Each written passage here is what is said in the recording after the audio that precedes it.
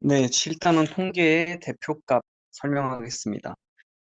사실 우리가 통계라고 하면은 이제 어떤 자료들, 특히 뭐 숫자로 된 자료들을 많이 다루게 될 텐데 그 자료들을 우리가 대표할 수 있는 어떤 값들을 배우게 될 것이다라는 겁니다. 그래서 이번 단원에서 우리가 총 세 가지 대표값, 다시 말하면은 평균과 중앙값, 최빈값을 다루게 될 텐데요.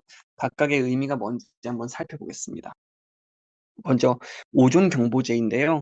오존 경보제는 어떤 우리 건강을 위해서 오존 농도가 어느 정도 높아졌을 때 발령하는 어떤 경보이다라고 이해하면 될 것 같고요. 2007년부터 2017년까지 11년간 발령한 오존주의보 횟수를 조사한 겁니다. 어떻게 보면 이게 하나의 통계 자료가 되는 거겠죠. 2007년에는 20회, 2008년에는 23회 이런 식으로 통계 자료가 나와 있는데요. 이거에 대해서 한번 보겠습니다.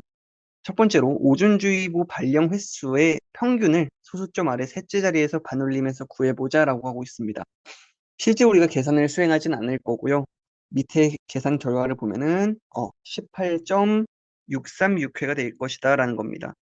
그러면 누군가가 나한테 2007년부터 2017년까지 서울에서 오존주의 발령 횟수에 대해서 좀 설명을 해줘라고 하면은 우리는 2007년에는 20회, 2008년에는 23회 이렇게 하나씩 나열해서 설명하기보다는 이 숫자들의 그러니까 우리가 11년 동안 평균적으로 18.636회에 발령됐어라고 얘기하면 되는 거겠죠.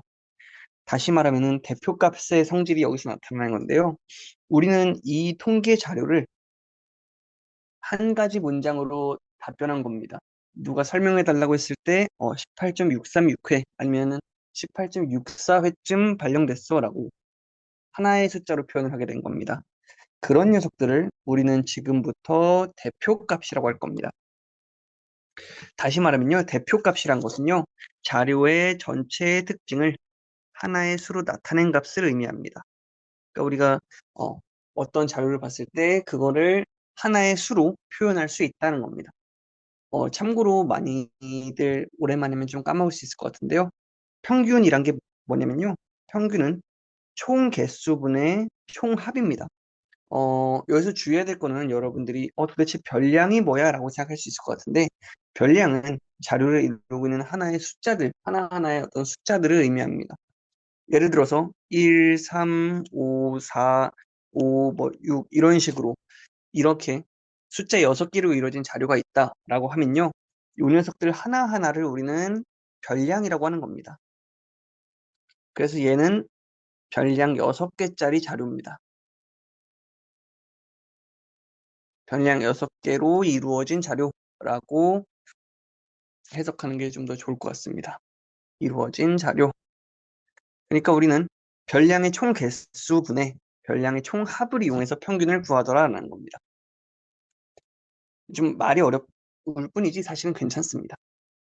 그리고 대표값에는 여러 가지가 있으나 평균을 가장 많이 사용한다라고 이야기하고 있습니다. 두 번째로 우리가 배우게 될 것은 중앙값인데요. 여기 문제 2번과 관련이 있습니다. 오존주의보 발령 횟수를 작은 값부터 크기 순으로 나열할 때 가운데 위치한 값이다 라는 겁니다. 이 녀석이 중앙값입니다. 여기서 가장 중요한 거는 사실 이 부분입니다. 내가 크기 순으로 나열할 때 라는 게 굉장히 중요한 포인트입니다. 예를 들어서 여러분들한테 이렇게 물어볼 수 있겠죠. 1, 2, 3, 4, 5의 중앙값을 구해보세요 라고 하면은 크기 순으로 나열되어 있으니까 3이 중앙값일 겁니다. 근데 만약에 예를 들어서 여러분들한테 5, 4, 1, 3, 2의 이 5개의 별량으로 이루어진 자료의 중앙값을 구해보세요 라고 이야기를 한다면 우리는 중앙값이 1이라고 하는 게 아니고요. 이 녀석을 크기 순으로 나열해야 된다는 거겠죠. 그러면은 작은 것부터 1, 2, 3, 4, 5라고 쓴다면 3이 중앙값이겠다라는 겁니다. 괜찮을까요? 네. 그러면 이제 우리가 중앙값은 구하기 쉽겠다라고 생각할 수 있겠지만 사실 약간 좀 어려운 부분이 하나 있습니다. 여기서 1, 2, 3, 4 이때 우리는 중앙값이 뭘까라고 얘기할 수 있는데요. 우리가 별량이 홀수계일 때는 예를 들어서 1, 2, 3, 4, 5일 때는 3이 중앙값 아니야? 라고 얘기를 할 수 있었지만 1, 2, 3, 4일 때는 가운데 있는 값이 잘 보이지 않습니다. 가운데는 잠시만요. 가운데 이렇게 두 개가 있긴 한데요. 그럼 난 중앙값을 뭐라고 해야 될까라고 했을 때 중앙값은 두 수의 평균을 가지고 중앙값을 구하게 됩니다. 그러니까 2와 3의 평균이니까요. 여기서 중앙값은 2분의 5가 될 것이다. 2분의 2 더하기 3을 통해서 구한 거겠죠. 총 개수분의 총합이 되는 겁니다. 총 개수 두 개고요. 총합은 2 더하기 3. 그럼 이제 여러분들이 생각했을 때 아니 왜 우리가 이거를 평균을 이용해서 중앙값을 구할까? 이 생각을 할 수 있을 것 같은데요. 이유는 간단합니다. 우리는 크기 순으로 나열했을 때 잠깐만요. 좀 밑으로 내려봅시다. 우리는 중앙값이라는 녀석을 자료를 크기 순으로 나열했을 때 가운데 값입니다. 우리는 이 자료의 가운데 있는 숫자가 궁금한 상황입니다. 근데 가운데 있는 숫자가 두 개가 있겠죠. 지금 현재 2와 3. 그럼 나는 2와 3의 가운데를 찾아주고 싶다라는 겁니다. 그러면 우리가 예를 들어서 네모와 세모라고 있을 때 2가 네모, 3이 세모겠죠. 현재 상황에서는 네모와 세모의 가운데가 어디일까? 이게 궁금한 상황인데요. 여러분들 한번 봅시다. 이렇게 볼까요? 이렇게 네모와 세모라고 하지 않겠습니다. AB라고 합시다. AB. AB의 가운데 값이 어디일까? 이게 궁금한 건데요. A, B 이렇게 있을 때 나는 이 가운데가 궁금하다는 거겠죠? 여기 가운데를 네모라고 하겠습니다. 이게 정확히 가운데가 될 거니까 이 간격이 똑같을 겁니다. 그럼 네모 빼기 세모는 A가 될 거고요. 네모 더하기 세모는 B가 될 것이다 라고 쓸 수 있겠죠. 그럼 나는 네모가 궁금한 상황이니까 중앙값이 궁금한 상황이니까 우리는 두 개의 식을 더해주겠습니다. 두 개의 식을 더해주는 순간 사실 세모가 사라지거든요. 2 곱하기 네모는 A 더하기 B가 되니까 네모는 2분의 A 더하기 B가 될 것이다 라는 겁니다. A와 B의 평균이네요. 다시 말하면 우리는 중앙값을 구하고자 할 때 정말로 자료의 중간, 가운데 값이 궁금하기 때문에 가운데 숫자가 두 개가 있다면 그 두 수의 가운데 값이 궁금한 거고 그렇게 되면은 두 수의 평균을 구해주는 게 맞다는 겁니다. 그래서 중앙값은 구하는 방법이 두 가지인데요. 여기서 가장 중요한 문구는 사실 여러분 교과서에 써 있지만 크기 순으로 나열할 때, 네, 이 표현이 굉장히 중요합니다. 내가 크기 순으로 나열할 때 자료의 개수가 홀수이면, 그러니까 별량의 개수가 홀수라는 뜻이겠죠. 사실은 별량의 개수가 홀수인 자료라면요. 그래서 1, 2, 3, 4, 5라면 이 가운데가 중앙값이란 거고요. 자료의 개수가 짝수이면, 별량의 개수가 짝수기라면 1, 2, 3, 4라면요. 이 2와 3의 평균 2분의 2 더하기 3이 중앙값이 될 것이다 라는 겁니다. 괜찮죠? 중앙값까지도 아마 괜찮을 겁니다. 자, 그러면 이제 2012년부터 예제 1번 보겠습니다. 2017년까지 우리나라에서 발생한 규모 2 이상의 지진 총 횟수를 조사했다. 그때 중앙값이 궁금하다라는 겁니다. 그러면은 2013년부터니까요. 여기서부터 봅시다.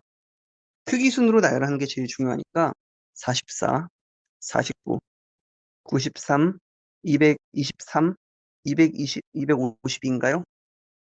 그러니까 중앙값은 93이 되겠다라는 겁니다. 근데 사실은 우리가 223과 252는요. 어떻게 돼도 상관없습니다. 우리는 결국에는 13년부터 17년까지는 별량이 총 5개로 이루어져 있으니까 세 번째 숫자만 찾으면 된다는 겁니다. 네 번째, 다섯 번째 숫자는 필요가 없습니다, 사실. 얘가 설령 갑자기 2520이 된다고 하더라도 중앙값은 영향을 주지 않습니다. 자, 두 번째 문제인데요. 예를 들어서 2012년부터입니다. 그러면 크기순 나열할 때 56을 좀 더 껴줘야겠죠? 56은 여기 들어가야 될 겁니다. 그럼 여기는 2분의 56 더하기 93이 될 거니까 2분의 149가 중앙값이 될 것이다 라는 겁니다. 자, 그러면은 한번 조금 어려운 얘기를 하나 해보겠습니다. 우리가 도대체 중앙값을 왜 배울까에 대한 얘기인데요. 어, 중앙값. 그러니까 우리가 평균이 워낙에 사실 많이 쓰이고 있으니까 평균으로 모든 게 충분하다면 새로운 대표값을 배울 필요가 없겠죠, 당연히. 근데 평균에도 분명히 단점이 있고요. 중앙값이 그걸 어느 정도 보완해주는 역할을 해주기도 하는데요. 중앙값은요, 자료를 크기 순으로 배열했을 때, 크기 순 나열했을 때, 가운데 값인데요. 언제 유용하냐면요. 어떤 특이점이 있거나, 특이값이 있거나, 혹은 자료에 오류가 포함되어 있을 때, 이때 우리는 이때 유용하다고 합니다. 예를 들어 봅시다. 아마 선생님의 수업을 들은 학생들은 다 기억을 할 수도 있을 것 같은데요. 에버랜드 용돈 예시가 굉장히 좀 여러분들한테 와닿을 것 같은데요. 이제 선생님이 우리 학생들 에버랜드에 올해 다녀왔죠. 에버랜드 용돈을 좀 조사하고 싶어 합니다. 그래서 예를 들어서 에버랜드 용돈인데 단위를 10,000원으로 조사했다고 해봅시다. 선생님이 5명만 조사한다고 했을 때 A라는 학생은 4만 원 받았다 할까요? 뭐 B라는 학생은 5만 원 받았고 C는 못 받았습니다. D라는 학생은 뭐 10만 원 받았다 해봅시다. 근데 E라는 학생 단위 10,000원이라는 어떤 이 어떻게 보였죠? 이 조건을 보지 못하고 이 학생은 5만 원 받았는데 이렇게 썼다고 가정해 봅시다. 그러면 사실 데이터 우리가 갖고 있는 자료에는 오류가 포함돼 버린 거죠. 그러면 이거는 실제로 단위 10,000원으로 계산해 봤을 땐요. 5억 원이 됩니다. 그러면은 우리 5명의 학생의 에버랜드 용돈의 평균은 1억 원쯤 되는 겁니다. 그러면 선생님이 이 자료를 보고서 우리 중학교 학생들은 1억 원, 평균 1억 원을 들고 에버랜드에 다녀왔구나라고 생각할 수 있는 거겠죠. 근데 그게 어떻습니까? 우리가 대표값이라고 하면은 우리 이 자료의 전체적인 특징을 나타내는 수여야 되는데 평균 1억 원이라는 수치는요, 이 자료의 전체적인 특징을 나타내 주지 못합니다. 근데 중앙값을 우리가 구해보면은 중앙값은 0, 4, 5, 10, 5만 이라고 했을 때 5만 원이 됩니다. 그럼 우리가 사실 중앙값으로 우리가 5만 원쯤 대표값이 5만 원입니다라고 했을 때 어느 정도 비교적 합리적인 결론을 도출해낼 수 있다는 건데요. 그게 중앙값의 아주 큰 장점입니다. 그러니까 자료에 특이값 혹은 오류가 있을 때 5억은 오류잖아요. 사실은 이 학생 5만 원이라 생각했겠죠. 네, 오류가 포함되어 있을 때도 비교적 합리적인 결론을 낼 수 있다는 겁니다. 다만 이게 어느 정도 또 단점으로도 작용하는데요. 예를 들어서 이 학생이 오류가 아니었다고 해봅시다.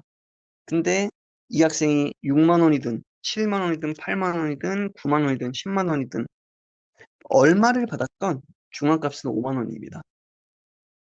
그러니까 우리가 중앙값이라고 했을 때 우리가 이 자료의 정보를 굉장히 부분적으로만 사용한다는 겁니다. 평균이라고 하면은 이 모든 자료의 수치들을 다 더하기 때문에 그리고 그걸 모든 거의 개수를 나누기 때문에 사실은 모든 정보를 다 쓴다고 볼 수 있습니다. 근데 중앙값은 어떤가요? 모든 자료를 정보를 다 쓰고 있지 않죠? 여기 숫자가 7이든 8이든 중앙값의 관점에서는 관심이 없습니다. 5보다 크기만 하면 상관없습니다. 그래서 이거는 우리가 사실 영향이 너무나 부족하다라는 겁니다. 이해되나요? 그래서 중앙값이 데이터에는 어느 정도 오류나 특이값에는 어느 정도 우리가 있다고 하더라도 합리적인 판단을 낼 수 있게 하지만 그거는 우리가 정보를 너무나 제한적으로 사용하고 있기 때문입니다. 어쨌든 중앙값이 그래서 평균보다 유용할 때가 있고 평균도 만약 자료에 오류가 있다면 약간 부족함이 있을 때가 있다는 겁니다. 그래서 우리가 지금 여기 중앙값을 나열해 보세요라는 건데요. 이거 크기수 나열하면 되겠죠? 크기 순으로 되려면은 제일 작은 녀석. 잠깐만요. 먼저 하나, 둘, 셋, 넷, 다섯, 여섯, 일곱 개니까요. 네 번째 숫자만 찾읍시다. 얘가 첫 번째 숫자, 두 번째 숫자는 얘가 되겠네요. 세 번째 숫자, 네 번째 숫자, 아 뭐야, 여기 1번이 더 적네요. 네 번째 숫자. 그럼 얘가 중앙값인 거죠. 뒤에는 사실 우리가 배열할 필요가 없다는 겁니다. 네. 그래서 3868이 중앙값이다 라는 거고요. 이 부분은 생략하겠습니다. 여러분들이 나중에 여기 계산기 이용해서 한번 써보는 게 좋고요. 우리 이직 통계라는 것을 들어가면은 조금 쉽게 계산할 수 있을 겁니다. 자, 마지막으로 우리가 최빈값이란 거를 공부하게 될 건데요. 사실 최빈값은요, 우리 빈도가 가장 많은 값입니다. 그러니까 자료의 값 중에서 가장 많이 나타나는 값을 우리는 최빈값이라고 합니다. 그래서 자료의 수가 많고 같은 값이 많은 경우에 많이 쓴다는 건데요. 이 예시가 굉장히 적절합니다, 사실. 여러분들이 신발 가게에서 운동화 치수, 여기서 최빈값을 구하라는 건데요. 230짜리가 2개 팔렸고요. 35짜리 3개, 40짜리 3개, 45짜리가 5개, 그 다음에 50짜리가 1개, 55짜리 1개. 그럼 사실 45짜리가 5개 팔렸으니까 최빈값 245mm입니다.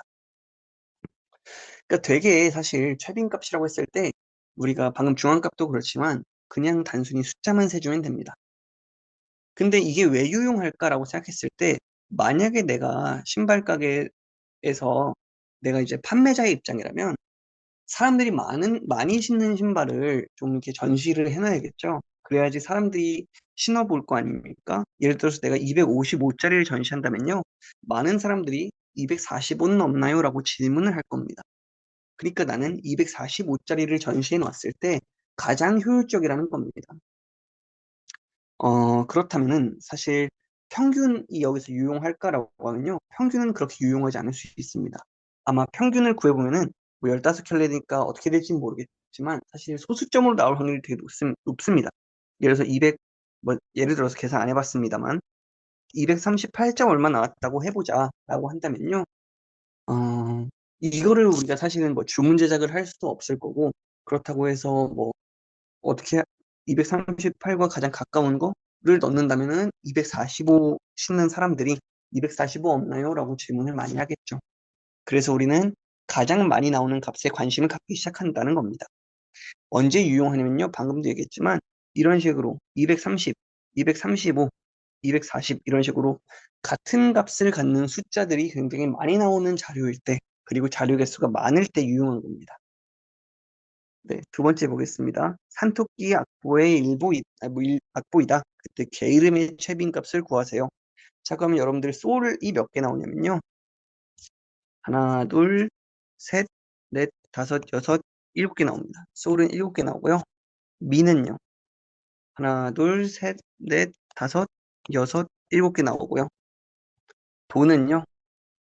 하나, 둘, 셋, 넷, 다섯, 여섯 개 나오네요. 레는 몇 개 나오냐면요. 하나, 둘, 셋, 네 개 나옵니다. 그 다음에 파가 한 개 나오네요. 그러면 최빈값, 가장 많이 나온 값은요. 솔이랑 미겠죠? 그러니까 여러분들이 조심해야 될 게 개 이름의 최빈값을 구하는 거기 때문에 갑자기 난 7이야 라고 대답하는 게 아닙니다. 개 이름 자체의 최빈값을 구하는 겁니다. 그래서 우리는 최빈값이라고 하면은 솔과 미가 되겠다라고 이야기할 수 있는 거겠죠. 그럼 여기서 굉장히 큰 특징이 나왔는데요. 최빈값은요. 여기서 특징이 여기 봅시다. 최빈값만 여기 옆에 쓸게요. 최빈값의 특징인데요.